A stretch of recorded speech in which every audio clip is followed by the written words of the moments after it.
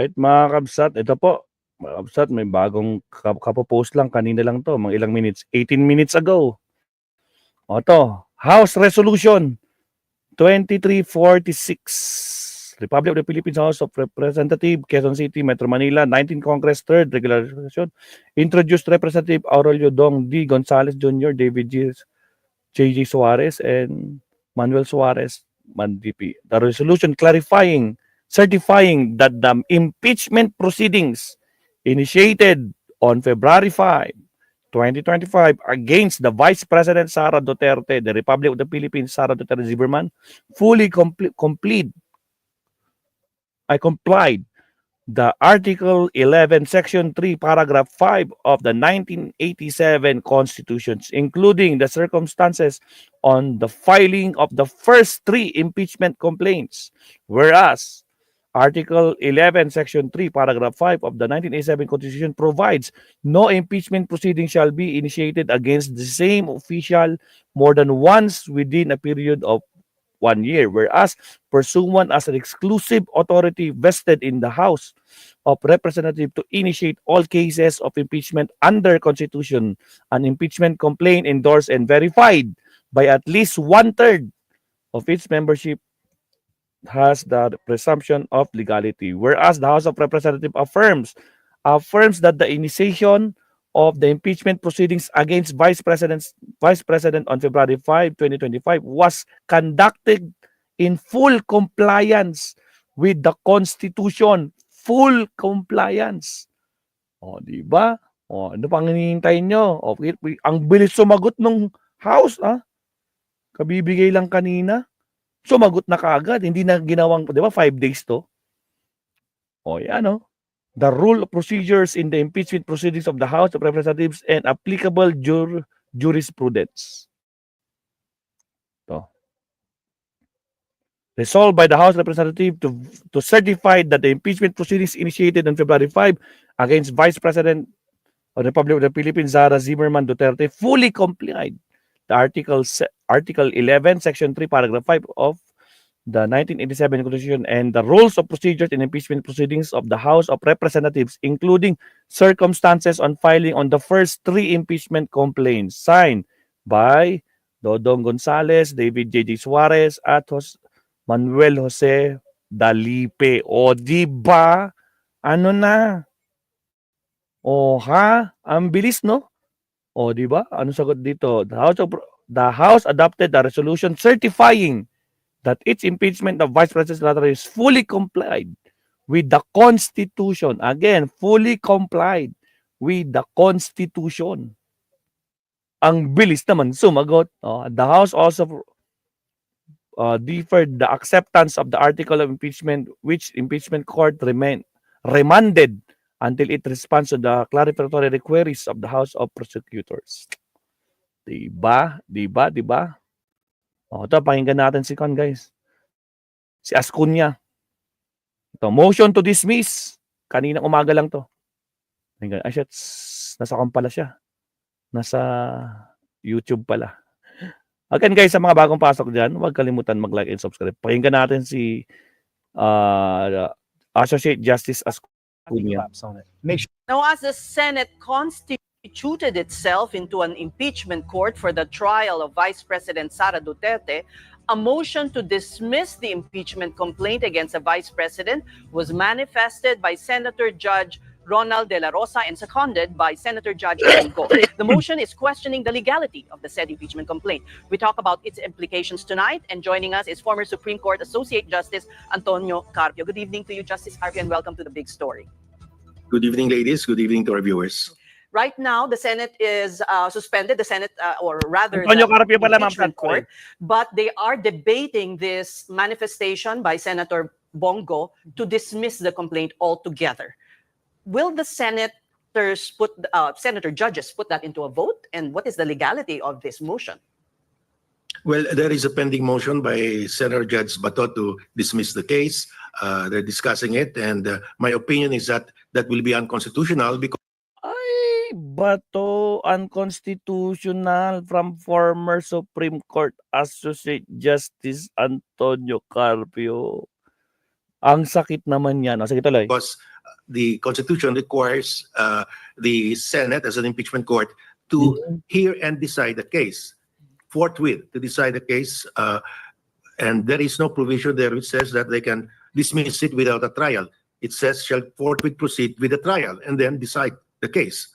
So they should just hear the case, call the witnesses, get the documents presented, and then decide it to dismiss, to acquit, or convict.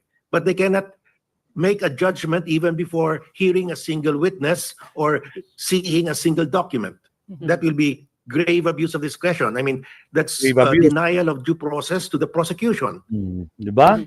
Justice, the Senate, is this correct? The Senate just constituted itself as an impeachment court and has not yet convened right now as we speak. What is the Well, status? It has constituted itself as an impeachment court. They are now discussing a motion presented to the impeachment court. So in effect, it has convened, but there is Oh, nag-convene na. Nag-usap, nag-hearing na nga sila, di ba? no trial yet. Oh, walang trial lang. Okay, Hey, go ahead, Sean. I want to clarify because right before we went into this break, Justice, no, si Alan Peter Cayetano ay nagsuggest for Senator Bato for precisely because of the reasons you cited that it would be unconstitutional. He suggested instead that Senator Bato amend his motion and to remand the articles back to the House. Oh, Riman, anong masasabi dito ni Justice Carpio? How is the Constitution on that move? Well, it will. For me, it's also unconstitutional. There is no provision in the Constitution that they can remand it. They have Agoy! Tama ang sinasabi ni Attorney Rene Bueno. Na ako po, hindi ko pa napuputol yung kay Attorney Rene Bueno. Mamaya putulin ko nga yan. to proceed with the trial forthwith and then make a decision. So it's Now, I just don't see the reason for remanding it. Can we go to the root of the motion or manifestation by Senator Bato, which is there were infirmities in the impeachment complaint tackled before the House, meaning the one-year prohibition was somehow violated by the House of Representatives? Well, that should be brought up by the defense, by the impeached official, by VP Sara. The judges themselves cannot raise that because they are supposed to be impartial. Yes, dapat impartial sila. Ang problema, anong nangyari mga kapsat? Si Bato ay naging isang batorni. Oh, batorni. Di ba? Ano sabi niya kahapon? I dismiss. O, di ba? Dismiss ang sinasabi niya kahapon. Ang galing, di ba, Sir Leonardo? Si Batorni talaga. Di ba? Kaya nga sabi ni Cayetano, you sounds like an attorney. Batorni. Pak, tayo dyan. O, sige, tuloy. They should not. That is favoring one side already. They're teaching or actually acting as counsel for VP Sara. Yun lang. Obvious naman, di ba? Yung isa nga dyan, kahit sunugin daw di ba? Kahit sunugin niyo ako, Duterte pa rin ako, di ba? Pero si Batorni, di ba? Sisigaw-sigaw pa siya kahapon, di ba? Balikan nga natin yun mamaya. They should allow VP Sara to raise that in his comment or answer. Okay, but Justice, who can really decide on whether the one-year ban was violated? Because Senator Bato did cite a ruling by Chief Justice Renato Puno in Francisco versus House, which said that the Senate can decide the question of whether the one-year ban has been violated or not because it has primary jurisdiction over the case. Well, the impeachment court can decide, but that can be questioned before the Supreme Court if it violates the Constitution. But the Supreme Court has actually been very clear in its decisions that there was no violation. I mean, these No, not in this precedents are case. cited. Yeah, no, not in this case. That has not been ruled upon by the Supreme Court yet, whether the one-year prohibition has been violated. No, There was a case before, in the case of CJ, Chief Justice Navide, on that issue. But this is factual, because whether the one-year prohibition has been violated or not is a matter of fact. In fact, I don't know yet because I haven't seen the documents. And that's precisely why Cayetano is saying we cannot decide that now because we don't have the documents here. We haven't seen any of the documents. So in which case, am I hearing you right, Justice, that they should just start the trial so that the defense of the Vice President can just lay these arguments out at ilalabas na lahat ng Yes. dokumento? Yes, all of these objections they're raising should be raised by the impeached official, by VP Sara's lawyers. Why are they acting like counsel for VP Sara? Yun But lang. just as another topic of debate is whether this can cross over to the 20th Congress. And one senator even floated the question earlier, what assurance is there that this impeachment complaint can cross to the 20th Congress? Well, my personal opinion is that it can cross over because the Constitution says that the public officials shall at all times be accountable to the people at all times. That means a legislative calendar cannot extinguish accountability. At all times means it can cross over. Yun! At all times, it can cross over. Aray ko po. Tolentino left the room. Paktay. Succeeding Congresses, Mhm. and that has been the case in the U.S. And I think that's very obvious. But Oops. Oops, nawala yung Justice signal. Carpio. All right. We lost you for a while there. Please, I guess the last Yes. sentence? yes, the Yeah, last sentence. May you Yes. Well, repeat that for us? my personal opinion is that it can cross over, Mhm. and I think that's the opinion of many people also. But those who don't agree to that can question any decision of the impeachment court. Will come out only when the 20th Congress will convene, whether they will accept a crossover. Because if they don't accept a crossover, or they accept it, we really don't know. Justice, with regard to the House prosecutors, now, while we know that the Senate is, the senators have 6-year terms and they cross over by halves. It's not the same case for the House of Representatives. What happens to the prosecutors, right? Can they just simply carry over, or does that have to restart? I'm wondering about the technicalities here because I've been seeing some opinions also that people are questioning whether or not the House prosecutors still have the mandate after they adjourn sine die. Well, the Speaker of the House will choose who will, if the old prosecutors will continue or if they will be changed. Some of them did not win re-election, so they will have to be changed. But it's the House will have to decide whether to continue with those prosecutors or not. But they will have to send prosecutors, whether new or old or a combination. It's up to them. But they have the authority to send their prosecutors. Justice, just like us, I'm sure you were glued to the goings on at the Senate. What did you make of the session today? Well, it looks like that they're trying to act. Many of them were acting like lawyers for VP Sara. But Many of them acting like lawyers to VP Sara kagad. Putragis. Judge ka pero ikaw yung lawyer. Putragis. Ikaw yung lawyer ng inakasuhan. Ang galing talaga ni Batorni, mga kabsat, no? Di ba?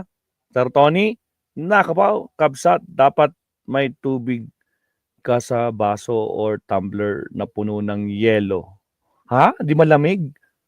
Pag inuubo ka, inom ka lang ng unti-unti, isang lunok lang para hindi mangati. Yun nga, nakangatingin, nakakainis. Ilang ko na to. Tapos pati yung minsan naninibago yung boses ko. Naninibago ako sa boses ko kasi hindi na maganda yung boses ko eh.